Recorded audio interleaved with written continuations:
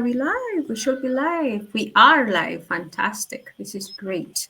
Alrighty, let's give people a moment to join as I wait for the slides. Okay, let me see.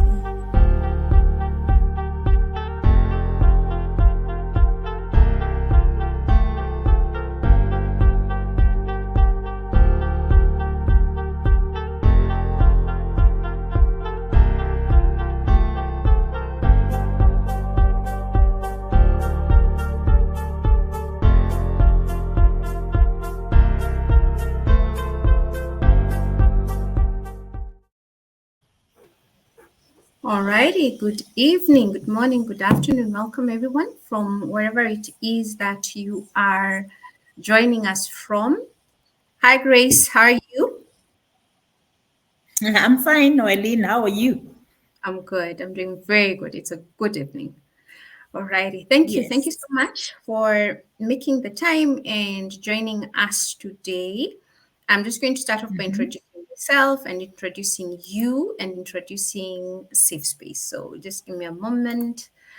Alrighty. Sure. So I'm Noeline. I am a supply chain professional, and I'm also the Safe Space curator.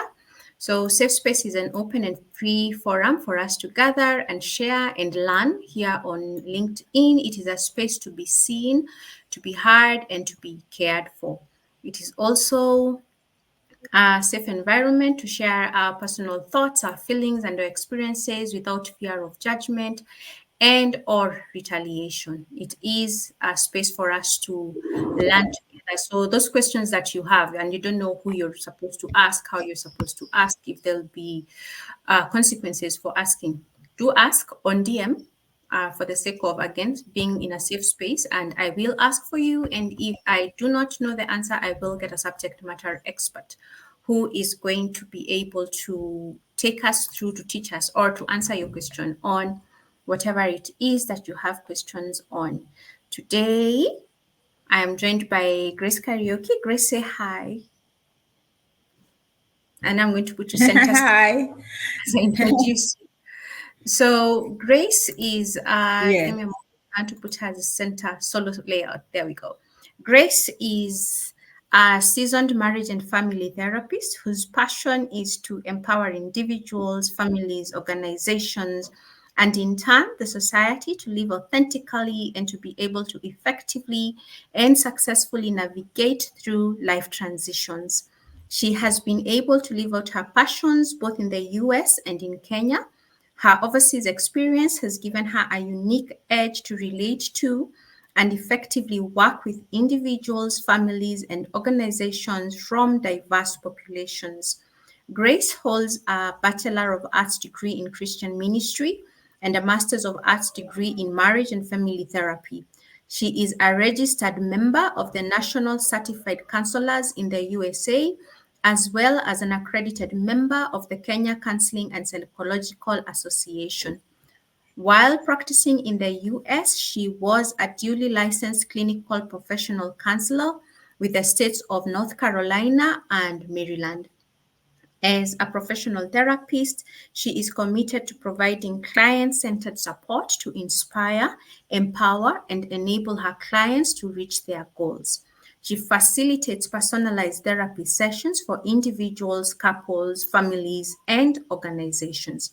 She is a consultant with Anchor Relationship Network and offers substance abuse assessments, treatment, and training. She provides counseling to and she has also been contracted to provide employee assistance program services to corporate employees and has had above average reviews. You can check out her website. You will be able to see the reviews that she has received. Grace's main passion is empowering marriages and families and individuals. She does this through group sessions, family sessions, couple sessions, and individual sessions, and is our in house safe space therapist. She has facilitated groups such as bridal showers, corporate sessions on marriage and parenting, youth sessions, family sessions on areas of growth, crisis intervention, grief, and other family transitions. That is Grace. Grace, how are you Mm. feeling this evening? Thank you for the wonderful introduction. I'm feeling good. Mm-hmm. Yes. Scale of 0 to 10. How happy are we today before we jump into the thick of things? uh, is that my question or for us all? It is yours. We want to know how you're doing. Well, I would say I'm probably at a 7. Oh, that's good. That's really good. Yeah. Mm. Yes. That's a good Yes. rating. All right. Let's jump Yes. right into it. Okay. To the audience, thank you so much for joining. If you have any questions that you would like to ask Grace based on the self assessments that we did before the session, please do send them on DM. I will see them and I will ask Grace as she continues with the session. We are speaking about overcoming self sabotage. So, Grace, I'll hand it over to you. I will be presenting you slides in a little bit. Over to you. Mhm. Just break it down for us. How do we define self sabotage, even before we start thinking of overcoming self sabotage? What is it? What does it look like? Right, right.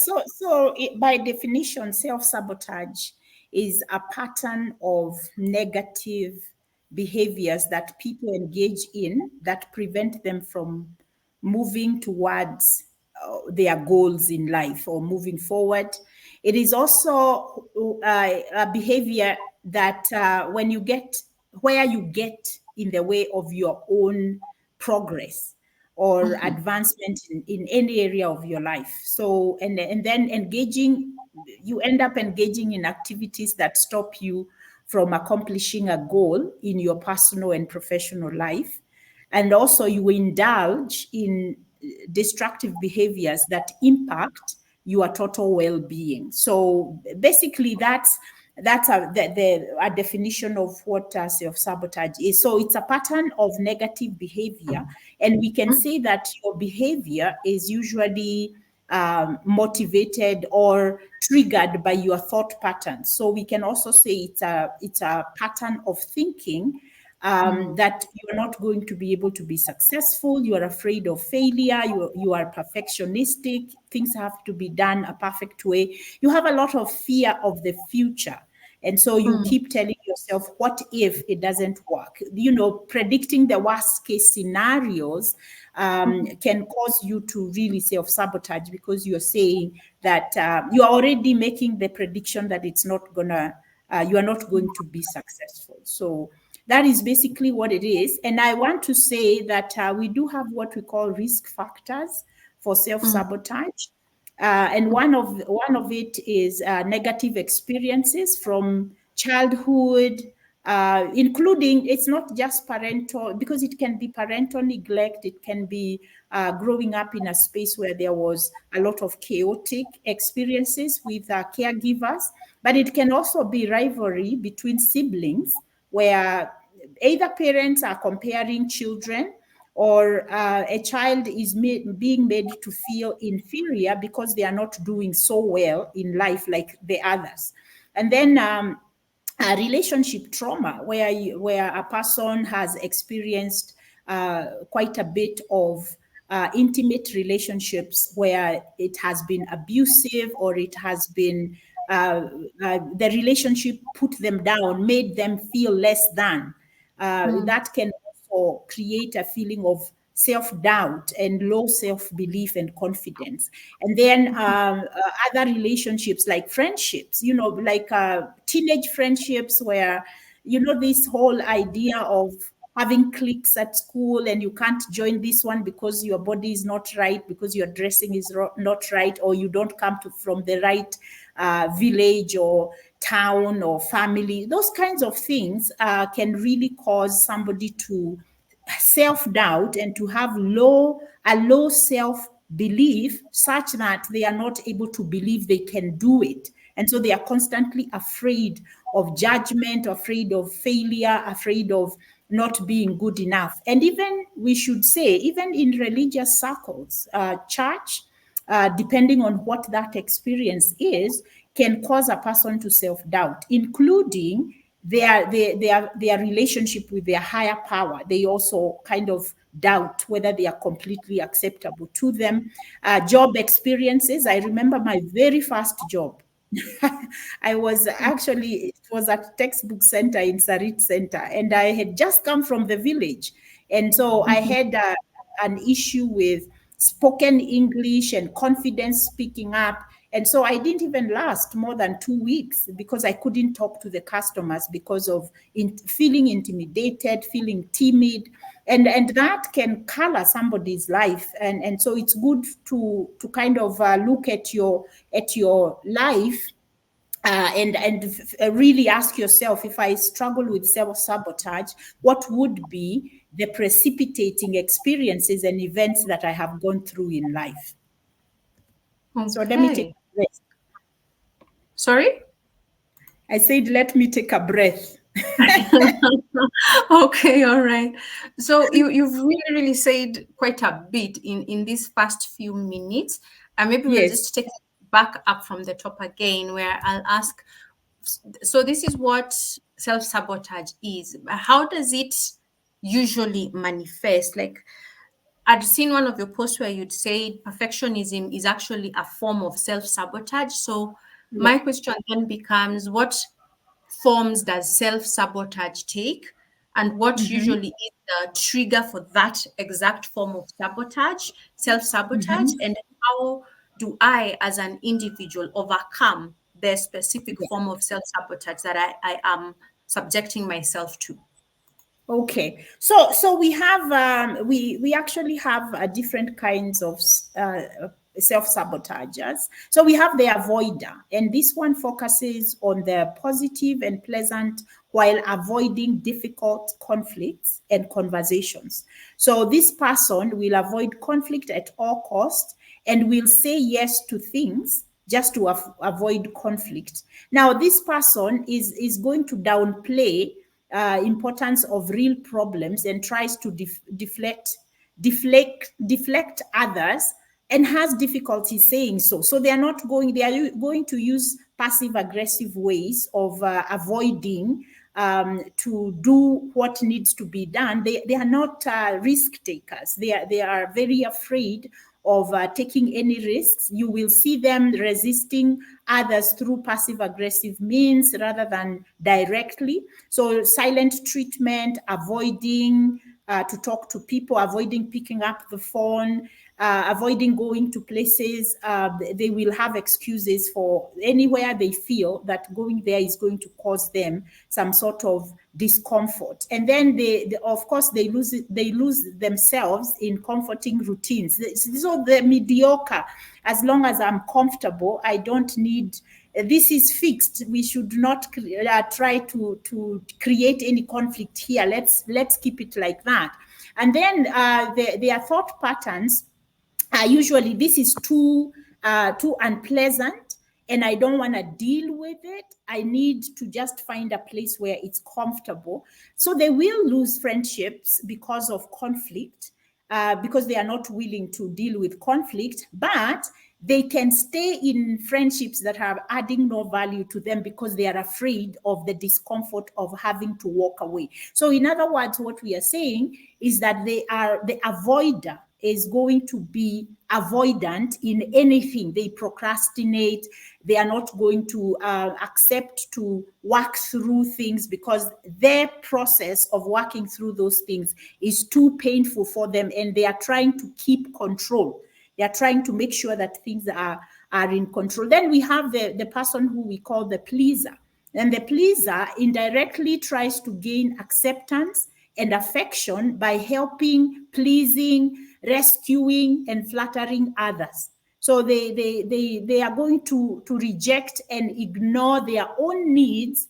As a result, they become resentful and bitter inside themselves. So they are not even going to share it, but they are hyper focused on keeping everybody happy so that they themselves can stay in that space where there is no conflict. Then you have their thought patterns are something like this: to be a good person, I should put the needs of others ahead of my own. And it bothers me when people don't notice or care about what I have done for them. And then people are selfish and ungrateful. If I don't rescue people, who will? So those are thought patterns that will cause the pleaser to continue to do the pleasing, and so they will not allow themselves to go beyond that comfort place. And then they will feel, a lot of times these are the people who are very bitter within themselves. Over time, they develop what we call now mood disorders like anxiety and then depression. They might get to the place where they are unable to let go of grudges. Then we have the hyper achiever, people who really want to achieve. They work hard, they drive themselves hard, they depend on constant performance and achievement for self-respect and self-validation. So if they are not succeeding, then they are going to feel very down on themselves, and they are going to really feel like they are not good enough. So they are highly focused on external success, resulting in workaholic tendencies and loss of touch with deeper emotional and relationship needs. So they are very task oriented, and nothing else is going to come before that. And then they may have thought patterns like, I must be the best at what I do. They do not allow themselves to get into a place where they are not the best. And so if they are not the best, it's going to be such a problem. So I'm wondering whether you have a question. No, not at the moment, not a question at the moment. What I Yes, do want to do is to present your slides, and then maybe we can go through it in yes. a bit different structure. Do let me know as soon as you Yes. are able to see my screen. Just a second. Can you see my screen? Yes, it's coming up. There it Alrighty. is. Right. Okay. So I would like you to go to screen number 16, because it's a lot of information, so I was kind of going through it quite a bit. Okay. Do you want to just breeze through the first few before we jump to 16? Or Actually, I was going through them. What I shared was from the slides. okay, let me know when. Oh, do you want to address fatherhood? We can. I just I'm looking at our time, and I thought I would just go into the types, but we can address. There is a slide on father wounds and mother wounds. You can put that up. Can you? Okay, I have. Let me know as soon as you see it, and then you can go on. Okay.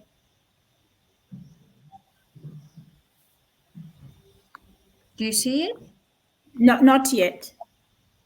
Oh wow, there's a lag. I Okay, think let's so. try. Yeah. Okay, and how about now? Oh, there it is. You can Yeah, see it. yeah, yeah. I can see it. I can Let me. see it. All right, go on.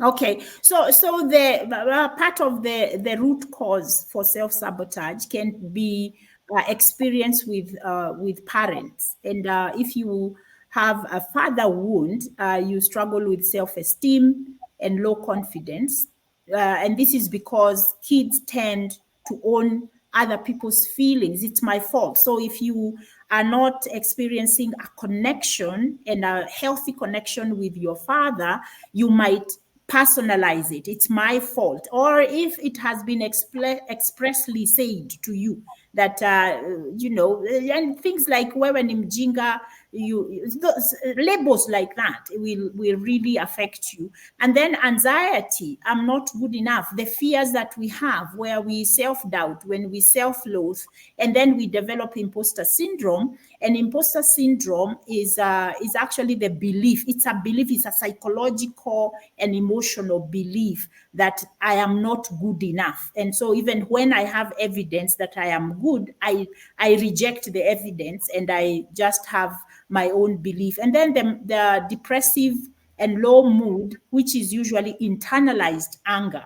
And so you are not able to express to your father how angry you are with him. So you keep it inside and you are going to self sabotage because this anger is not going anywhere. So anytime you want to do something, you hear his voice, or you are unable to move on because you don't believe in yourself. You never developed a feeling of I'm good enough, because your father, unlike your father gives you a sense of worth in terms of performance, in terms of competence, and your mother gives you a form of feeling of I'm good or I'm valued through nurturing, because she's giving you attention. And then father wounds can also get you into poor boundaries, where either your boundaries are very rigid, you are not willing to flex, or your boundaries are very loose. You are a people pleaser, and you can't say no. You are so afraid of being what I call punished, because you are choosing to say your truth, and so you find yourself sabotaging a lot. And then you will end up being attracted to emotionally unavailable partners, and which may recreate a familiar pattern that you are trying to repair your childhood emotional neglect. It's very interesting. I think the new research that has come out about childhood neglect and abuse and woundedness has really created an understanding of how our experience in our childhood tends to impact the way that we become. And then, of course, with a father wound, you struggle a lot with spirituality. It's hard to trust God. You love him, but the Father in heaven is going to be almost like a mirror of the Father on earth. And so it's important to understand that you can go to a therapist and be able to explore your childhood to see if that is an issue. So let's go to the mother wound. Okay.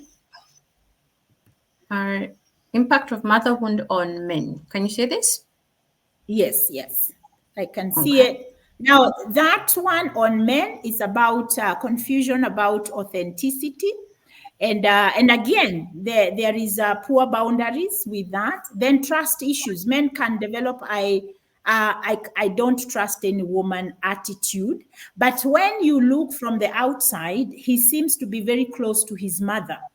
And that usually is an issue of trauma bonding. So there is as a child, we sometimes we are socialized to be emotional caregivers to one of our parents, and so it becomes like we are really diffused. Our relationship, it's almost like we are an extension of each other, and it becomes quite difficult. Then women, because of the words we use when we are frustrated, we tend to shame and ignore our kids' emotions, and it triggers men to shut down their emotions and only express anger or happiness.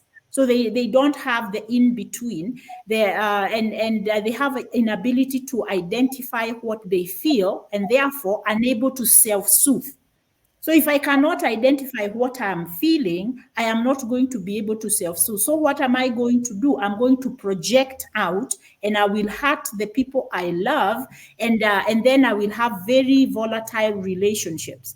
Plus now the fear of abandonment, the self-esteem issues, I'm not acceptable, may lead to narcissistic and borderline traits, where people are very needy, and then they are also very rejecting, you see. So depending on what the person chooses. And then unhealthy coping mechanisms, like now substance abuse, sexual addictions, workaholism, gambling, and unhealthy relationships. It's very important for us to understand this, because when you see a man who is trying to work hard and create a life for himself, but he can't because he drinks all the money, he drives when he's drunk, then what is he doing? He's trying to self-sabotage. It's self-destructive behavior, even though he knows the outcomes, but he is unable to break away from that. Then we can go on to mother wounds on women. Okay. And again, there are poor boundaries when your mother is has created an environment where you don't feel valued, or you are not sure, because there is mixed messages. So what you will do, you feel guilty when you say no. And one of the things we know very well about women, we are very good at guilt tripping. How many of us have had, either we have done that to our kids, or we have, that has been done to us. I carried you for 9 months, and we hear that, and the way I have stood by you, and so those are some of the things that we might hear, and it causes us to really doubt ourselves, to lower our sense of self. And then poor sense of self, not wanting to threaten others, unhealthy submission. And we see that. So and then there is the societal expectation that if you have a home, if you are a parent, if you are a wife, that you as a woman, you are supposed to protect and nurture the home no matter what. And so we kind of are going to do that. Maybe it's because that's what we saw our moms doing. Then people pleasing to create safety in your relationships, including friendships. So you never say no, you are constantly looking for people. And then when you get around 40 years old, you wake up and you say, actually, all these friends I have, none of them ever calls me to ask how I am. I'm the only one who keeps calling. And then when they call, it's about a thing that I need to do for them, you see. And then we begin to see the reality of that. We might enter into emotional caregiving, soothing others instead of allowing them to self-soothe. So we always say something like, what if they don't have anybody else to help them? Then we have addictive behaviors like eating disorders, substance abuse, sexually unhealthy behaviors. We have control and domineering, and competitiveness with other females. I usually say, when you are a woman and you have experienced any kind of abuse, whether it is verbal, physical, or even emotional, if you have experienced it yourself, you feel like being a woman is not safe. Or if you saw your mother experiencing it, you also feel like you have some sort of hatred for the female gender, because the female gender is weak. And we do need to heal from that and move on to realizing that this we can resolve these things.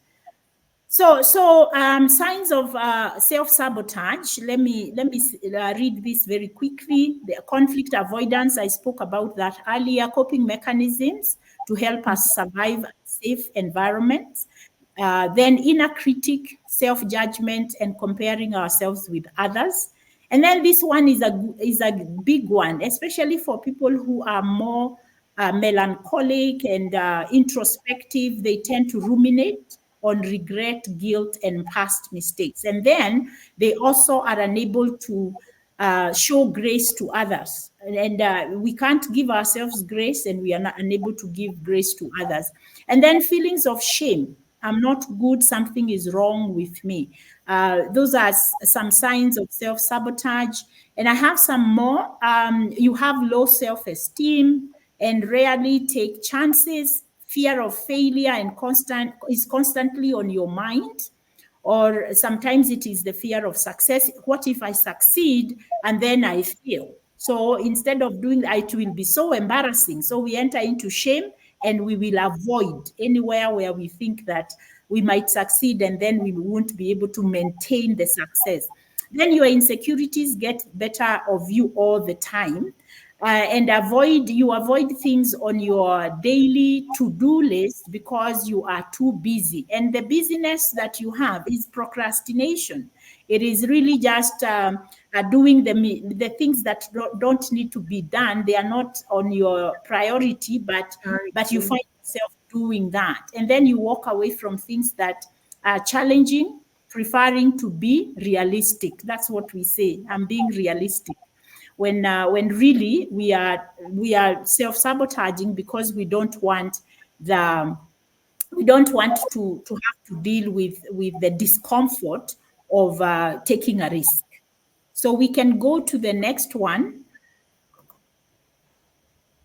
So there is if I really want to encourage people to look online on the inner saboteur, because this is a part of your personality that deliberately disrupts, delays, destroys, or hinders your own success. So it's almost like a self-destruction, And those are the ones that I was reading. If we go on, there is the avoider, and I read a little bit about that focuses on positive and pleasant while avoiding difficult conversation. So they are not going to, so somebody who is oppressed at work is not going to speak up because they don't want to create havoc.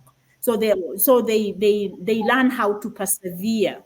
And then if you look at the next slide, you will see that their thought patterns. You will see their thought patterns is just too unpleasant. Maybe if I let it go, it will take care of itself. And then, so we are not going to confront anything. If I deal with this now, I will hurt other people's feelings. So I would rather not. And then I will lose friendships if I create conflict. I would rather give someone else their way than create a scene. So I will be peaceful at all costs. And then feelings are usually even keel. We know these individuals who never show any emotion either way. So your anxiety about what has been avoided or procrastinated, fear about hard-won or hard-won piece of mind being interrupted. So I am anxious about what I haven't done. And then I am fearful about losing the peace that I have worked so hard to get. You see, and then suppressed anger and resentment rather than expressing it and dealing with it. So eventually they develop anxiety disorders. They will develop depressive disorders because they are keeping things in that are not that things which are toxic to their system. And then and then let me go to the next saboteur, which is I think I talked about the pleaser. Let's move to the high achiever, the next one. Okay, so this one is life is about achieving and producing results. Now you are looking at a choleric here, very driven, and portraying a good image helps me achieve results. Feelings are just a distraction and don't help anything. These are thoughts now. Feelings distract from achieving my goals. Sometimes I feel empty and depressed inside, but don't linger there. So quickly moving on from feelings, and then important to me to feel successful. That's what it's all about. I feel worthy mostly when I am successful. And then could have fear of intimacy and vulnerability, of course, because vulnerability is usually seen as a sign of weakness. And also intimacy means that I have to open myself up to another human, and I don't trust anyone except myself. So the theme there, everyone for himself and God for us all. So they are the people who will step on others while they get to where they are supposed to. They feel that they are supposed to go. If you go to the next one, is the stickler. This is the perfectionism. Perfectionism and a need for order and organization taken too far. These are the people we call OCD. They are punctual, methodical, and things have to be perfect, everything in its right place. They can be irritable, tense, opinionated, and sarcastic. And then they are highly critical of themselves and others. They have a strong need of self-control and self-reliance. They work overtime to make up for other people's sloppiness and laziness. They are highly sensitive to criticism. Now, so their thought patterns, right is right and wrong is wrong. Very, very black and white thinking. I know the right way. If you can't do it perfectly, don't do it at all. very black and white thinking. Others too often have lax standards. They have very high standards and they expect of others the same. I need to be more organized and methodical than others so things get done. I hate mistakes. So these are the people who are the perfectionists. Now, this one is the hyper. Let's go to the hyper rational. And this one is intense and exclusive focus on rational processing of everything, including friendships, can be perceived as cold, distant, and intellectually arrogant. And they are very intense, and they have a very intense and active mind, and sometimes they come across as intellectually secretive or arrogant. They are private and don't let many people into their deeper feelings. Mostly how feelings show feelings through passion in ideals. And then they prefer, in ideas, they prefer just to watch the craziness around me and analyze from a distance. So they are quite aloof, and but they will have the commentary of how everybody is living their life disorganized. And then they have high penchant for skepticism and debate. And so we all know people like that, and maybe we are one of those. Myself, I used to be there quite a bit. I have moved along this spectrum of self-sabotage. I have moved a lot. I used to be a people pleaser. Then when I gained a little bit of self-confidence, then I became the this one, the rational, the hyper rational. Now, if you go to the next slide, the rational mind is where it is at. So they think they are really going to focus more about thinking, and they can actually find themselves looking down on people who cannot think rationally like they do. And so self-worth is attached to mastering knowledge and competence. All right. So their feelings are usually frustrated with others for being emotional instead of rational. They are anxious about preserving personal time, energy, and resources against intrusions. They feel feeling different, alone, and not understood. You guys have seen those people who say nobody gets me. They kind of have a feeling of like they are special because of the way they are able to think. And then they justify lies. The rational mind is the most important thing. It should be protected from the wasteful intrusion of people's messy emotions and needs so it can get its work done. So they really do come off as quite that arrogant. Now, the controller is the next one. And this is usually anxiety based. They have a need to be in charge and control situations and people's actions to do their will. So they have very high anxiety and impatience when that is not possible. And it is important to know that, because this kind of a person is going to have this they are going to develop heart problems, high blood pressure, because they are constantly living on the edge, because of that need to control situations and people. So they have strong energy, they need to control and take charge. They connect with others through competition, challenge, physicality, or conflict rather than softer emotions. So they don't have soft emotions. They are willful, confrontational, straight talker. They push people beyond their comfort zone.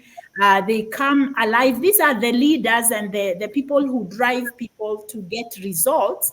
And they are not really concerned about how people are experiencing that. So if you go to the thoughts, because I'm looking at our time, if you next one and the next slide, it says thoughts. You are either in control or out of control. So again, there is black and white thinking. And then if I work hard enough, I can and should control the situation so it goes away. So there is no collaboration and there is no compromise and working with others. And then you are doing them a favor, that feeling of pride and superiority complex. And then the feelings are high anxiety when things are not going my way, angry and intimidating when others don't follow, impatient with others' feelings and different styles, does feel hurt, rejected, although they won't admit it, because it's a sign of really being not strong enough. So, Noeline, tell me when if you think we should go to the tips. No, please go on. Just go on. Okay, so this one is Mm. the hypervigilant, and this is continuous intense anxiety about all the dangers and what could go wrong. Vigilance that can never rest. So it's the what if.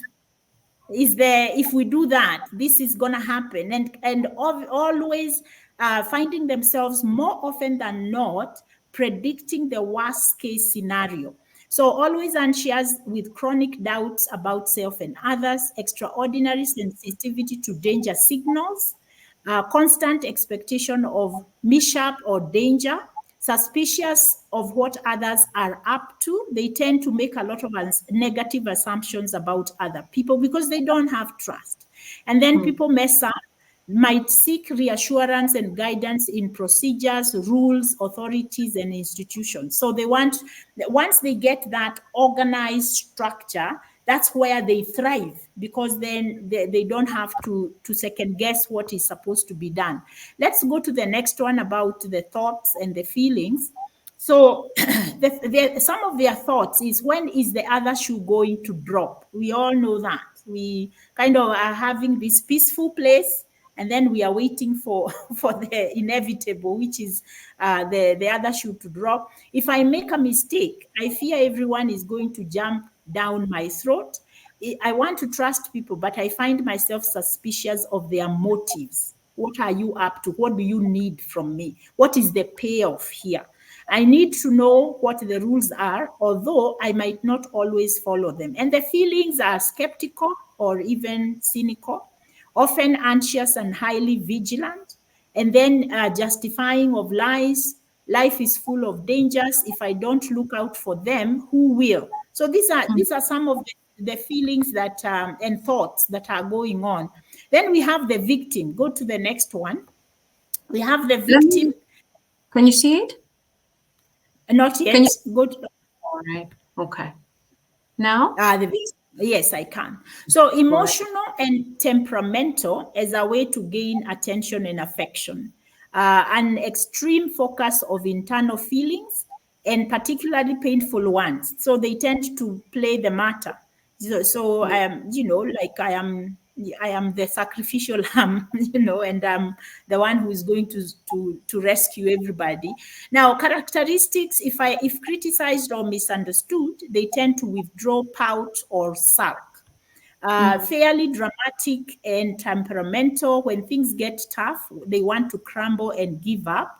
They have repressed rage, resulting into depression, apathy, and constant fatigue. And then unconsciously, they normalize having difficulties. So they almost carry around that identity of life is hard, Mm. and then they get attention by having emotional problems or being temperamental and sullen, and they constantly tend to talk about what is not going well. Now, on Mm. their thoughts and feelings, they tend to poor me, nobody gets me. Terrible things always happen to me. I might be uniquely disadvantaged or flawed. I am what I feel. I wish someone would rescue me from my mess. You see? Then you have the feelings of brooding over negative feelings for a long time. So having pity parties for just for the sake of having them, not to find a solutions. They tend to feel alone and lonely even when I'm around people I'm close to. Then feelings of sadness and abandonment, envy and negative comparisons.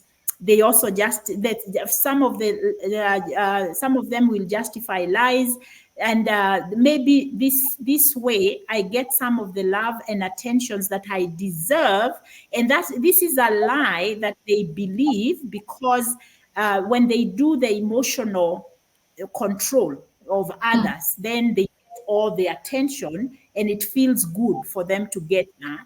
And then sadness is a noble and sophisticated thing that shows exceptional depth, insight, and sensitivity.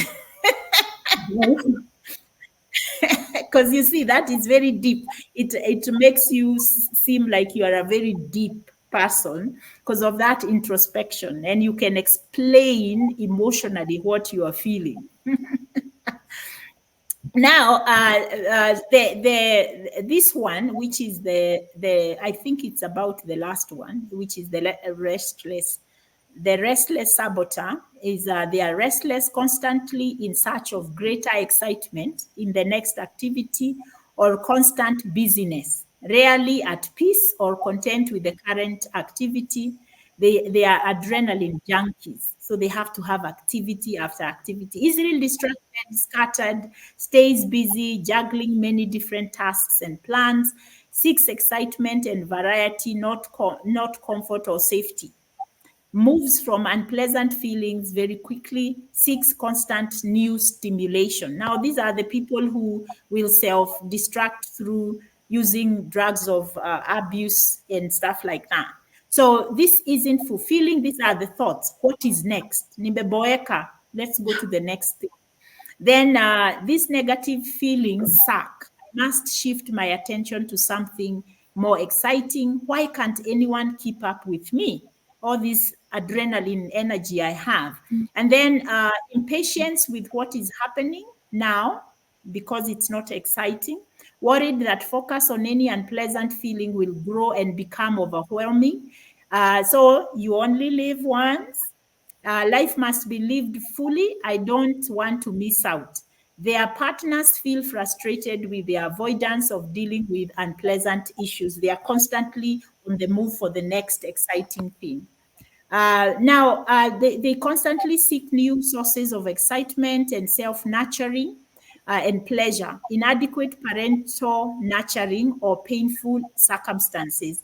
They indulge in activities and thoughts that trigger excitement, not only providing substitute self-nurturing, but also an escape from having to deal with anxiety or pain. So very avoidant of those things. Now, let's go to the next one. I share just a way to practice how to manage. Now, I have learned, Noeline, lately that some of these life experiences and thought patterns that we develop over time, they are going to be very difficult to break. So, what we talk about is resilience. So I would say that this tip that I am giving you is going to be something to help you be self-sabotage resilient, that you can develop a way of managing the self-sabotaging by practicing some things so that you don't reject it, neither do you sit in it, you acknowledge it, and then you work through it. And that is the way to make changes in our lives. So your saboteur says instead of saying I am this, and this is one of the things that we've been learning lately about how to practice self-compassion by using the right self-talk. So instead of saying I am an avoider, you can say my saboteur says, instead of owning it and personalizing it, separate yourself from that behavior and thought patterns and belief system that you're trying to change by separating yourself from it. And then try to practice empathy towards self. Now, what is empathy? Empathy is the ability to sit in that uncomfortable space without judgment, without criticism. So when you sit in that space where you are feeling like a failure, you are able to sit there and say, my saboteur says that I am a failure, but I say that I failed in this one thing, but that doesn't make me a failure, because when I look at today, I actually succeeded in 1, 2, 3 other things. And this is how we practice that self-compassion, because if we don't do that, we will grow and eventually we will act on the self-sabotage thoughts. So anytime your inner critic comes up, practice compassion and empathy towards yourself at the very moment. Yes, it feels like I'm a failure, but I have succeeded in so many other areas of my life. I affirm that I am competent and I am allowed a mistake here and there. So you are not rejecting the experience of feeling that there is failure, but you are not calling yourself a failure. You are giving yourself grace. Use the opportunity for growth. What could I have done different instead of I never do anything right? So, what could I have done different than what I did that is making me feel that I have failed myself? So you want to. That's the one tip that actually you can, if you use this every day, and if you have been able to identify what your saboteur is, you can be able to now start acknowledging that this is what I am. Like for myself, I call myself a recovering, I have what we call procrastination resilience, because I procrastinate quite a bit. However, I have learned to separate myself from the action, from the lack of action. So I don't say, Grace, you are a procrastinator. I usually say, Grace, you procrastinate, and then I go beyond that and I say it's because of. And in this particular situation where you are highly are feeling stressed because you didn't do your work on time, is because of this and that. For instance, I might say I didn't follow through with that because I didn't have clear direction on how to do it. And every time I thought about it, I felt lost, and then I would avoid it. And eventually now it's 24 hours before I have to present that paper, and I'm not ready, and now I'm rushing. So that is me having healthy self-talk, so that now after I have presented that paper, then I need to remind myself I need to do it differently. I don't need to be like so and so, but I need to be Grace Kariuki, who struggles with procrastination and is working towards becoming resilient in that space of her life. I hope that kind of gives a better way to talk about the things that we struggle with in terms of self-sabotage. Noeline. Thank you. Thank you so much, Grace, for that in depth response to how to overcome self sabotage. Wow, I don't think I have any questions to ask on my end because I feel like you've been so systematic in answering them. I was listening to you and trying to manage my WhatsApp and my network, and I'm like, okay, this is a lot. This is a lot. Thank you so much for sharing the slides. Thank you so much for making the time. What I want to do, Grace, as we wait for the questions to come in and is just to share the link to your profile and your Mhm. website and encourage everyone who has a question for you, anyone who's looking for a therapist, to just log on to your page on Harper Counseling and book sessions with you. She has a very interactive page on her website that allows you to book time based on when you're available, when she's available, how many hours you want to see her for, what do you want to see her for? Is it for individual therapy? Do you want 1 hour or do you want 2 hours? Is it for corporate event? Is it for couples? Is it for blended families? Whatever it is that you need, you can reach out to her and ask. And that is actually what I'm going to encourage all of us to do. Just log on to her page. I'm going to post it on LinkedIn so you can be able to log on to it and follow through on it. So if you have questions, instead of asking Grace for you today, in the interest of time, you will allow me to ask you to reach out to her on her website directly. Grace, what do you think? That's perfect. That's absolutely perfect. So people can reach me. I have a class actually on Saturday. We are Mm. talking about imposter syndrome. And so if you reach out to our website or the number on the website, you send a WhatsApp to that number, and we will be able to give you details on how to join the class. All right. Thank you. Thank you so much, Grace, for sharing that. Do you have any parting thoughts, words, comments, anything for us before we say thank you and good night? Yes, I want to say this and emphasize this, that being a self sabotage is a creation of our thinking. So we Mm, can change it by acting on what is true and what is right.